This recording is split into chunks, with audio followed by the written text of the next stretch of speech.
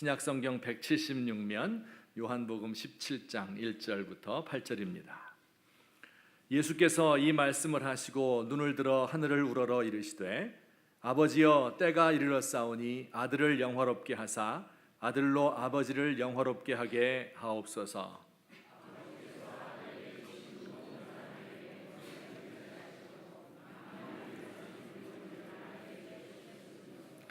영생은 곧 유일하신 참 하나님과 그가 보내신 자 예수 그리스도를 아는 것이니이다.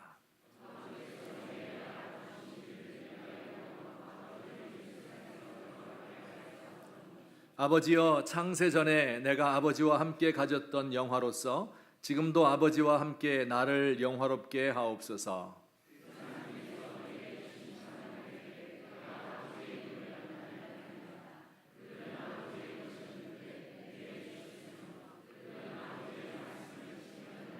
지금 그들은 아버지께서 내게 주신 것이 다 아버지로부터 온 것인 줄 알았나이다.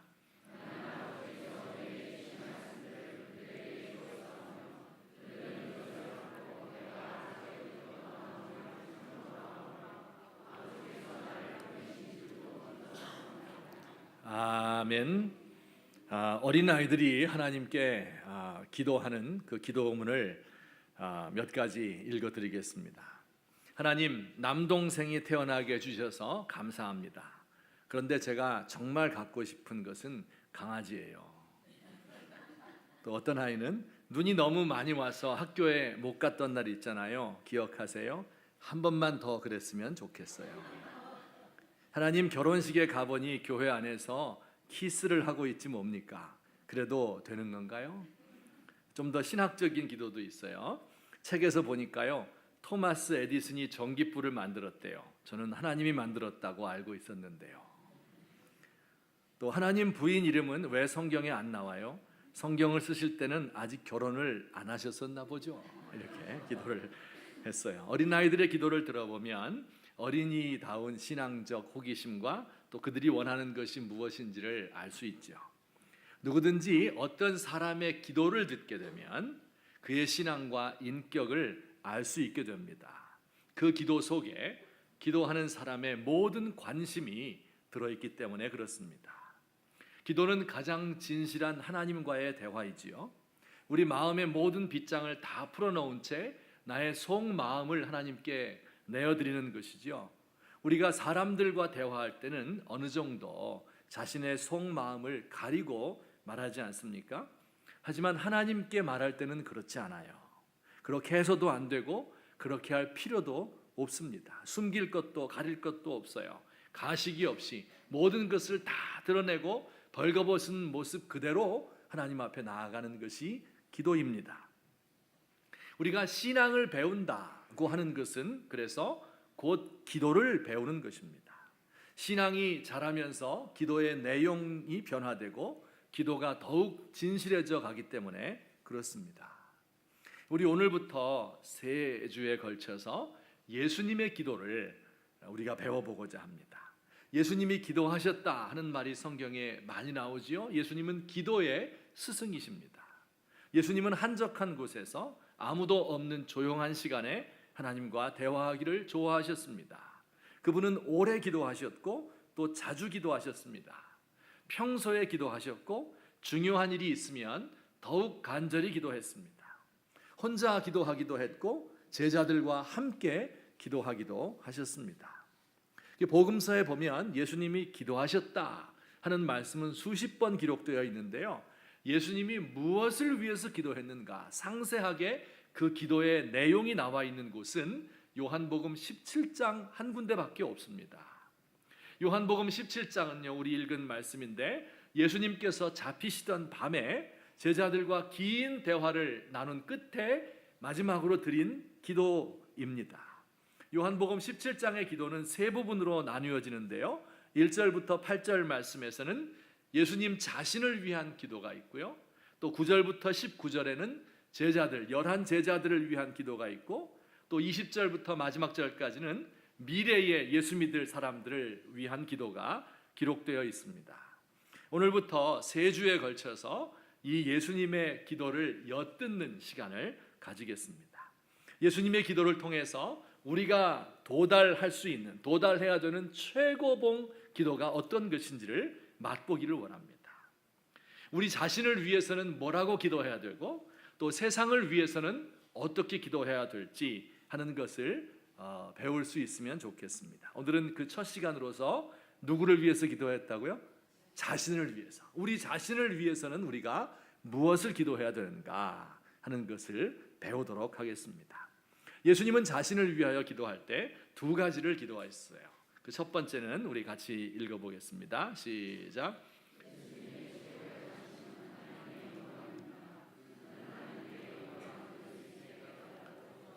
하나님께 영광을 돌릴 수 있게 해달라고 기도를 했습니다. 우리 17장 1절 하반절 말씀 우리 다 같이 오늘 요절인데 읽겠습니다. 시작.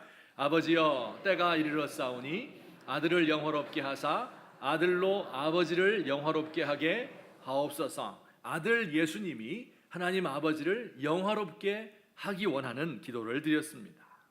예수님의 최고의 관심은 언제나 하나님의 영광이었습니다. 예수님이 천국의 보좌를 버리고 이 땅에 오신 이유도, 또 이 땅에서 모든 고난을 겪으며 하나님의 할 일을 하신 이유도, 또 십자가를 지는 이유도 그 최종 목적은 하나님의 영광을 위한 것입니다. 우리가 이 예수님의 기도에서 배워야 합니다. 우리 삶의 최고의 관심도, 또 우리의 최고의 기도 제목도 하나님의 영광이어야 한다 하는 것입니다. 우리 신앙의 사람들은요, 이 예수님을 닮아서 모든 일의 최종 목적을 하나님의 영광에 둡니다. 과연 내가 지금 하고 있는 이 일이 하나님의 영광을 위한 것인지, 나 때문에 하나님의 이름에 먹칠을 하는 것은 아닌지를 늘 생각하며 염려합니다. 신실한 그리스도인인데 과학자예요. 그래서 세기의 과학적 발견을 이루게 되면 그분은 하나님께 영광을 돌리며 천지를 이렇게 덮치게 따라 만드신 하나님을 찬양할 것입니다. 위대한 작곡가가 불후의 명곡을 만들게 되면 모든 아름다움의 창조주이신 하나님을 찬양할 것입니다. 뛰어난 운동선수가 골을 넣으면 성호를 긋고 기도를 하는 세리머니를 통해서 인간의 육체를 지으신 하나님께 영광을 표현합니다. 훌륭한 설교자가 사람들을 변화시키는 말씀을 전한 후에는 반드시 모든 영광을 하나님께 돌립니다. 나는 무익한 종이요 하나님의 도구에 불과합니다. 이렇게 고백할 것입니다. 훌륭한 신앙인들도 때로 실패할 때가 있습니다. 인정받지 못하고 모욕을 당하고 외롭고 혼란스럽고 고통스러울 때가 있을 겁니다. 그러나 이럴 때라도 이 모든 것들이 하나님의 섭리 가운데 있다는 것을 인정하며 하나님께 영광을 돌리는 삶, 이것이 우리 그리스도인들의 삶인 것입니다. 한 번은 어떤 청년이 저에게 와서 불평 섞인 질문을 한 적이 있습니다. 목사님, 기독교인들은 왜 모든 일을 하고 나서 하나님께 영광을 돌린다고 하나요? 아니, 내가 열심히 노력을 해서 성취를 했으면 내가 영광을 누리면 안 되나요? 하나님은 꼭 그렇게 사람들에게 모든 영광을 나에게 돌려라 이렇게 하시는 이기적인 분인가요? 이렇게 질문을 했습니다. 어때요? 어렵죠? 안 어려워요? 무조건 하나님께 영광 돌리는 게 맞아요? 왜 하나님께 우리가 영광을 돌려야 할까? 내가 영광 받으면 안 됩니까? 이런 질문이에요. 자, 우리 이렇게 한번 생각을 해봅시다. 어떤 학생이 공부를 잘했어요. 그래서 최고 대학에 수석으로 입학을 하게 되었습니다. 그러면 이제 인터뷰 하잖아요. 이렇게 인터뷰 이야기했어요. 우리 부모님이 어려운 환경에서 날 공부할 수 있게 해주시고 또 끝까지 용기 잃지 않도록 나를 응원해 주셨습니다. 그래서 모든 감사와 영광을 우리 엄마 아빠께 드리고 싶습니다. 이렇게 인터뷰 때 이야기를 했어요. 자, 이 학생이 뭐라고 말했어요? 모든 영광을 엄마 아빠께 드립니다. 이렇게 말했잖아요. 자, 그러면 그렇다고 해서 이 학생에게 주어진 그 영광이 없어지는 겁니까? 엄마 아빠가 영광을 다 가져가 버려서 이 학생은 이제 아무것도 남은 게 없나요? 그렇지 않지요. 모든 감사와 영광을 엄마 아빠께 드림으로써 그 가정 전체가 영광스럽게 되고, 그리고 그 학생의 기쁨은 더해지는 것입니다. 이게 영광의 비밀이에요. 자, 또 한 가지 예를 들어 보겠습니다. 올림픽에서 우승한 금메달 딴 선수들이 공통적으로 하는 일이 있죠. 여러분 TV를 보시면 뭐해요? 태극기를 들고 경기장을 한 바퀴 돌지 않습니까? 왜 그렇게 하는 것일까요? 이 올림픽 메달리스트는요, 개인적인 자격으로 나온 게 아니죠. 우리나라를 대표해서 경기에 임하는 사람이에요. 이들은 우승하게 되면 우리나라를 자랑스럽게 생각하고, 그리고 그 영광을 조국에 돌리는 거예요. 나라를 자랑스럽게 생각하고 모든 영광을 우리 조국에 돌립니다. 이렇게 하면 그 올림픽 메달리스트의 영광이 줄어듭니까? 절대 줄지 않습니다. 전혀 그렇지 않고요. 오히려 온 국민과 더불어 우리나라의 영광이 되고, 또 그 사람의 영광이 더해지게 되는 것이죠. 이게 영광의 비밀이에요. 손기정 선수가 1936년 베를린 올림픽에서 마라톤 금메달을 땄어요. 그것을 목에 걸었습니다. 그렇지만 영광을 돌릴 만한 나라가 없었고, 영광을 함께 나눌 민족이 없었어요. 그래서 어떻게 되었습니까? 이 수만의 관중이 환호하고 박수를 보내는 그 주인공인 바로 이 손기정은 월계수 묘목으로 가슴에 일장기를 가린 채 침울한 표정으로 고개를 푹 숙이고 시상대 위에 서 있었습니다. 저 유명한 그림인데 한번 사진을 보여주시죠. 저렇게. 이 올림픽 마라톤에서 손기정은 금메달 따고 가운데 있죠. 그런데 이 왼쪽에 보면 가슴에 일장기를 단 사람이 하나 또 있죠. 그는 누구일까요? 그는 남승룡이란 분입니다. 동메달을 땄어요. 나중에 이 장면을 두고 이 동메달리스트인 남승룡 선생께서 말씀하셨습니다. 나는 그때 손기정이 몹시 부러웠습니다.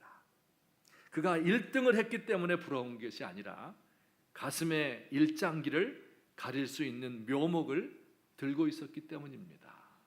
이렇게 회고하셨습니다. 이 손기정은 올림픽 우승 후에 자기 친구에게 엽서를 보내었는데, 그 엽서가 지금까지 보관되어 있습니다. 보여주세요. 엽서도. 단 한 줄입니다. 한 단어입니다. 슬프다. 여러분, 이 올림픽에 최고의 영예를 가진 이 사람이 수많은 관중 앞에서 박수갈채와 환호를 받는데, 그 영광을 돌릴 수 있을 만한 조국이 없으니까 슬픈 거예요. 고개를 숙일 수밖에 없는 거예요. 이것으로 자신의 영광이 자신의 수치가 된 겁니다. 자, 여러분, 여기까지. 가문의 영광을 돌림으로써 이 학생의 영광이 줄어든 게 아니죠. 엄마 아빠가 다 뺏어가는 게 아닙니다. 조국의 영광을 돌린다고 해서 내가 한 일이 아무것도 아닌 것이 되는 게 아닙니다. 자, 보세요. 오히려 우리의 작은 영광이 가문이라고 하는, 혹은 국가라고 하는 큰 영광 속에 흡수됨으로써 더욱더 큰 영광을 가지게 되는 겁니다. 내가 국가의 영광을 돌려드리면 국가가 그것을 똑 따먹는 것이 아니라 나의 영광이 더 큰 영광이 된다, 그런 뜻입니다. 가문의 영광도 이렇게 좋은 것이고 국가의 영광이 더 좋은 것이라면 하나님께 영광 돌리는 것은 어떤 것일까요? 하나님 온 천하의 창조주이시고 온 우주의 주인이시고 그 우주 자체일 것입니다. 우리 가문이나 우리 나라와는 비교도 되지 않는 영원하신 분, 우리 삶의 근원이고 토대입니다. 내 생명을 완성시켜 주시는 분이에요. 우리가 한 작은 일에 대하여 이것을 하나님께 영광을 돌린다면 그 하나님께서 영광을 똑 따잡수시고 그래 고맙다 잘 먹었다, 역시 너희들은 나의 노예들이야, 앞으로 모든 영광은 다 나에게로 돌려야 돼, 이렇게 말씀하실까요? 아닙니다. 우리의 작은 영광이 그의 영광 안에 들어감으로 큰 영광이 되는 것입니다. 우리의 이 어설픈 영광이 그의 영광에 들어감으로 완전한 영광이 되는 것입니다. 우리의 죄로 얼룩진 영광이 그의 영광에 들어감으로 순결한 영광으로 화하게 되는 것이에요. 그래서 22절 말씀, 우리 17장 22절 말씀도 우리 예수님 말씀하셨어요. 우리 같이 한번 읽겠습니다. 시작.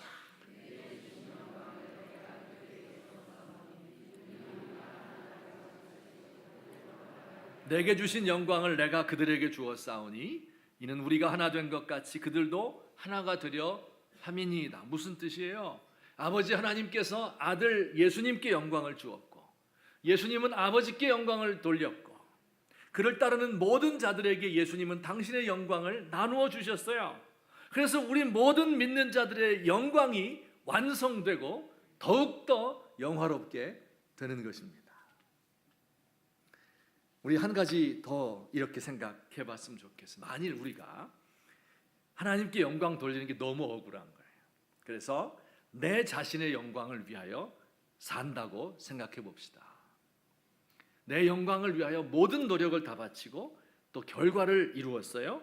그래서 내가 영광을 받아요. 이렇다고 생각을 해봐요. 그러면 무슨 일이 벌어질까요? 예컨대 어떤 사람이 공부를 아주 잘해요. 그 공부를 통해서 내가 영광을 얻어야지 이렇게 생각하고 공부에 전념하고 좋은 학교에 들어가서 학력을 얻고 학위를 받았습니다. 그리고 그것을 무척이나 영광스럽게 생각하겠죠. 자, 이 공부를 고등학교 때, 대학 때 잘한 사람이 인생에 실패를 할 수도 있죠. 그러면 어떤 마음이 들까요? 그는 늘 과거에 내가 고등학교 때, 대학 때 이렇게 공부를 잘했었는데 한때는 잘 나갔었는데 지금 내 친구들 저것들 높은 자리에 있다면 저거 다 내 밑바닥이었는데 나는 왜 이렇게 되었지? 이렇게 후회하고 회한으로 가득한 인생을 살게 될 겁니다. 만약에 이 공부 잘한 사람이 성공을 해요. 그럴 확률이 더 높겠죠? 그러면 어떻게 돼요?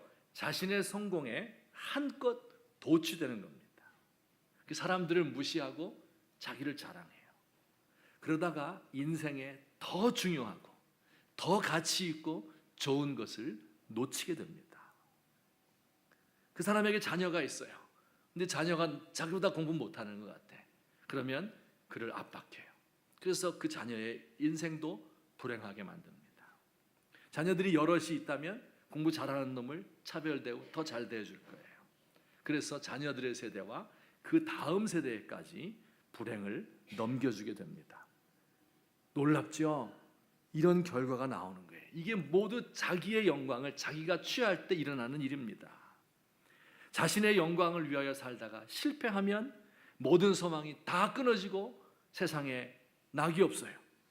자신의 영광을 살다가 성공하면 자기 성공에 도취되어 자만하게 됩니다. 이 진리를 아는 사람은 그래서 이렇게 기도합니다. 시편 115편 1절 말씀 우리 다 같이 놀라운 기도이죠. 시작. 여호와여 영광을 우리에게 돌리지 마옵소서. 오직 주는 인자하시고 진실하심으로 주의 이름에만 영광을 돌리소서. 아멘. 나의 영광을 위하여 살아보았더니 남는 것은 열패감 아니면 자아도취 둘 중에 하나예요.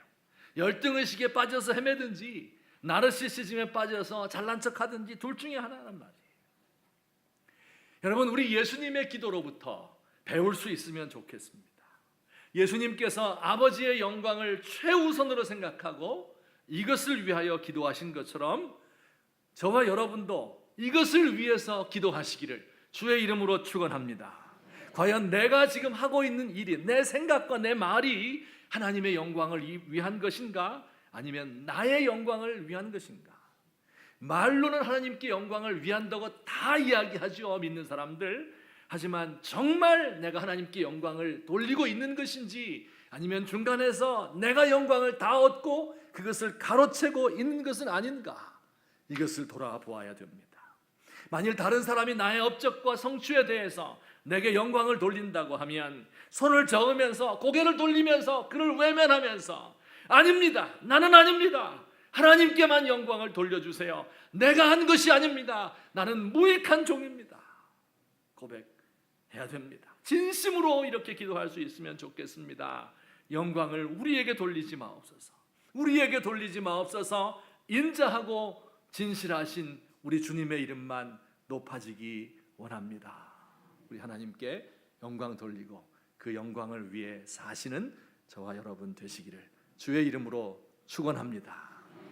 우리 두 번째, 예수님의 자신을 위한 기도의 제목이 무엇이었을까요?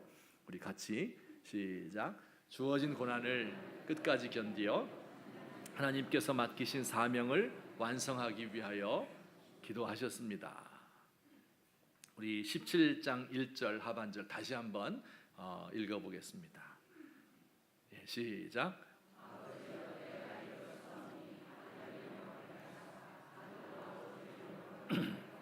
아버지여, 때가 이르렀사오니 아들을 영화롭게 하사 아들로 아버지를 영화롭게 하게 하옵소서. 이 뒷부분은 제가 금방 설명했죠. 아들로 아버지를 영화롭게 하게 하옵소서. 아버지께 영광 돌리기 원합니다. 그런 뜻이에요. 앞부분은 조금 더 어렵습니다. 아버지여, 때가 이르렀사오니 아들을 영화롭게 하사. 무슨 뜻일까요? 좀 이해하기 어려운데요. 지금까지 요한복음 설교를 1년 반 정도 잘 들으신 분들은 금방 이해가 됩니다. 때가 이르렀사오니, 이 말이 요한복음에 많이 나와요. 때가 아직 아닙니다. 때가 이르렀습니다. 이런 표현들이 많이 나오는데 이 때가 뭘까요? 예수님이 십자가 지실 때를 가리키는 거예요. 또 아들을 영화롭게 하사, 예수님이 영광을 받는 거죠. 예수님이 영광 받는 게 언제입니까? 요한복음을 여러분이 잘 아신다면 이것은 예수님이 십자가에 높이 달릴 때, 그래서 모든 인류가 높이 달린 그 예수님을 바라보면서 여기에서 희망을 얻고 구원을 받게 될 때, 이것이 예수님이 가장 영광을 받는 때입니다. 자, 그러니까 예수님의 이 기도는 이런 뜻이에요. 저는 지금 아버지를 영화롭게 하고 싶습니다. 어떻게 아버지께 영광되는 일을 할 수 있겠습니까?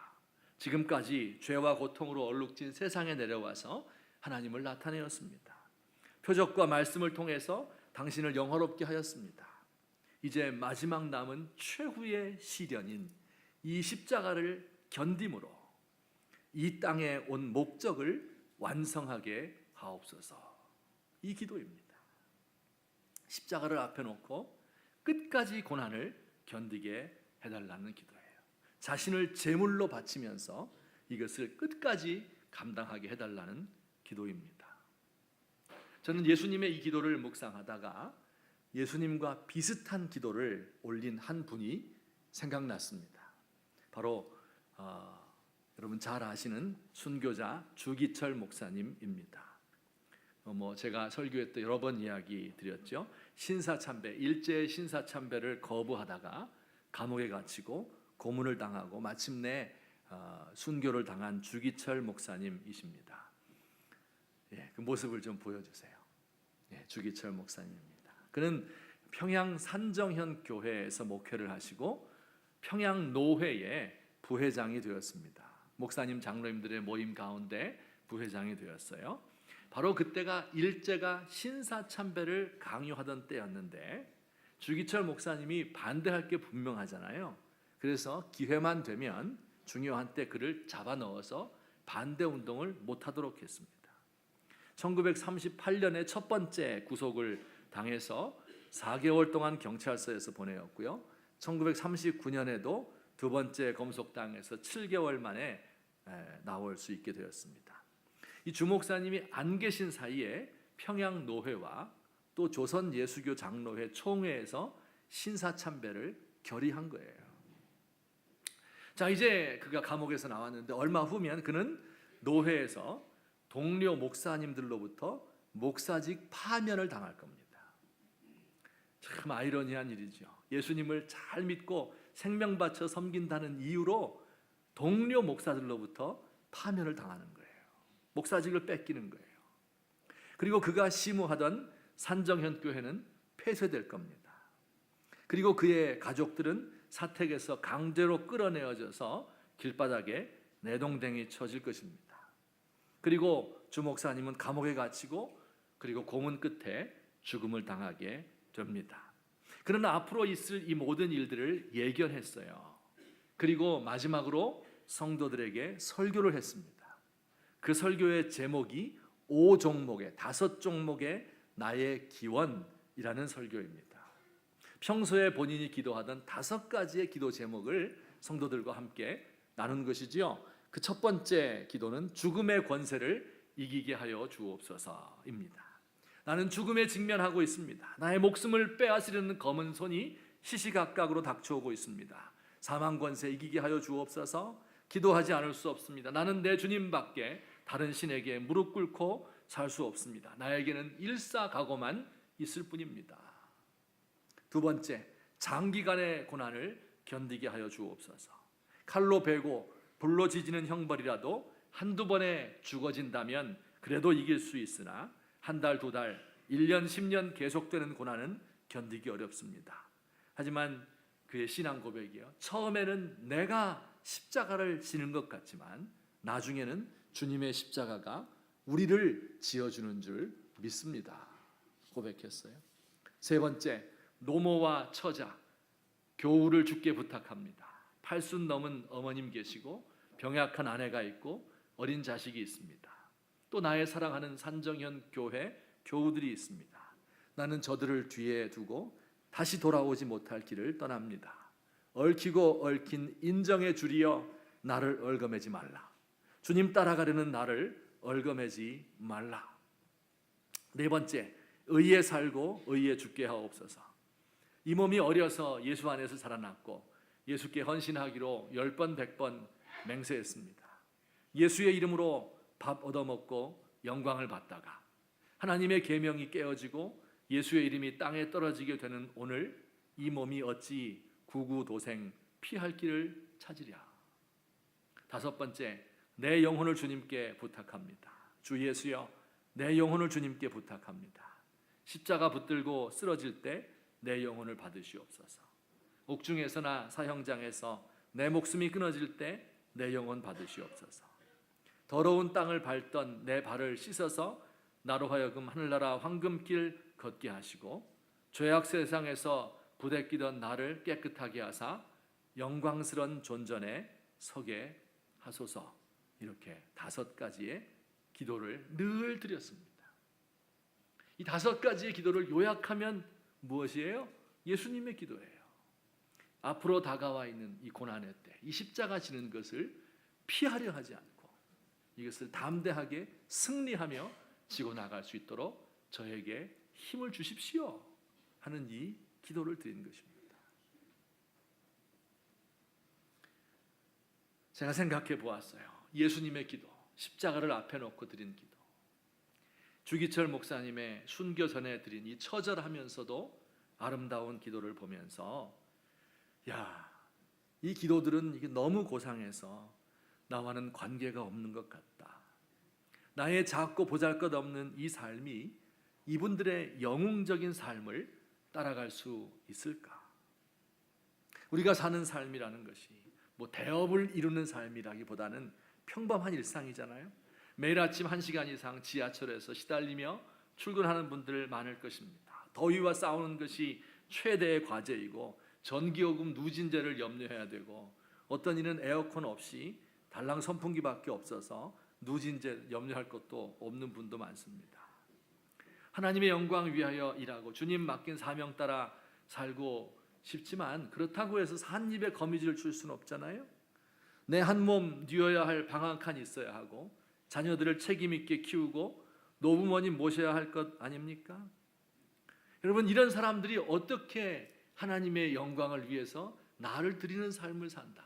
너무 고상하고 동떨어진 얘기가 아닌가 이렇게 생각을 하지만요, 예수님께서 우리에게 요구하는 기도는 그렇게 엄청난 것이 아닙니다. 영웅적인 삶만 중요한 것이 아니고요, 사실은 하나님 보실 때는 영웅적인 삶이나 누추한 삶이나 그 차이가 별로 없어요. 여러분, 우리 삶의 조건을 무시하고 우리 삶의 한계 없이 현실에서 도피하고 뜬구름 잡는 사명 위에서 살아가자, 그런 얘기가 아닙니다. 분명히 우리의 삶은 크고 작은 걱정과 염려로 가득한 조그맣고 누추한 삶입니다. 하지만 그런 가운데도 내게 주신 작은 사명이 있어요.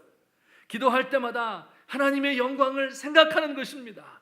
나의 이 작은 삶에서 어떻게 하나님의 이름을 높일 수 있을까를 고민하는 것이지요. 내게 주어진 이 삶의 영역 속에서 고난과 십자가가 있습니다. 이것을 어떻게 감당할 수 있을 것인지, 주께서 내게 주신 작은 일들을 이룰 수 있을 것인지를 고민하는 것입니다. 이것이 우리가 예수님 따라가는 모든 제자들의 두 번째 기도 제목이 되어야 하는 것입니다. 결론적으로 말씀 맺겠습니다. 오늘 우리는 예수님의 기도 가운데 어떤 기도를 배웠어요? 그러니까 자신을 위한 기도, 이게 우리 제목이에요. 자신을 위해서 기도하시는 모습을 보았어요. 여기서 우리 잠깐 기도의 순서에 좀 주목해 봤으면 좋겠어요. 우리 생각엔요, 예수님은 매우 이타적인 분이기 때문에 먼저 인류를 위해서 많이 기도하시고, 그 다음에 주변에 있는 사람들을 위해서 기도하고, 시간 좀 남으면 자기를 위해서 기도하실 것이다, 이렇게 상상할 수 있겠죠. 그러나 오늘 성경의 말씀은 정반대입니다. 먼저 자신을 위해서 기도하셨고, 그리고 가까운 사람들을 위해서 기도했고, 그리고 나서 인류를 위해서 기도했습니다. 저는 이 기도를 본받아서 기도할 때마다 저 자신을 위해서 먼저 기도합니다. 대부분의 경우 1시간 제가 기도하면요, 저 자신을 위한 기도가 반 이상이고요, 어떨 때는 모든 기도 시간을 저 자신을 위해서 바칠 때도 있습니다. 약간 실망이 되죠.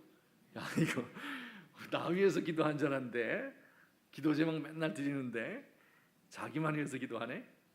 그 왜 그러냐면요, 제가 지금까지 쭉 수많은 교회들을 경험하고 신앙생활 해왔는데, 교회에 이제 문제가 일어나는 교회가 있잖아요. 막 싸움 나고 분란이 일어나고, 그러면 제가 가만히 보니까 90% 이상, 아니 100% 담임 목사의 문제다 하는 것을 깨달았어요.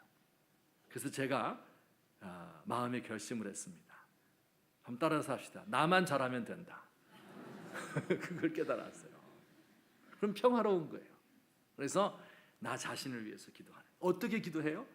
예수님의 기도처럼 나의 영광을 위하여 일하지 않고 하나님의 영광을 위하는 삶이 되게 해주세요. 너무 단순한 기도 같죠? 근데 왜 그렇게 오래 기도해요? 말로는 다 주님의 영광을 위해서 한다고 하는 거예요. 그런데 정말 내 속에 주님의 영광을 위해서 하는 건지, 내 이익을 위해서 하는 건지, 이걸 알아야 될 거 아니에요. 외투를 겹겹이 껴입고 철갑을 두르고 있는 나 자신이에요. 이것을 풀어헤치고 분석을 하고 나 자신을 들여다보고 정말 성령의 도우심에 의해서 나를 깨트리기 위해서 이런 많은 고민과 시간이 필요한 것입니다. 내게 맡겨준 일들, 이것을 내 힘으로 감당하는 게 아니잖아요. 하나님이 힘주지 않으면 내 십자가 질 수 없잖아요.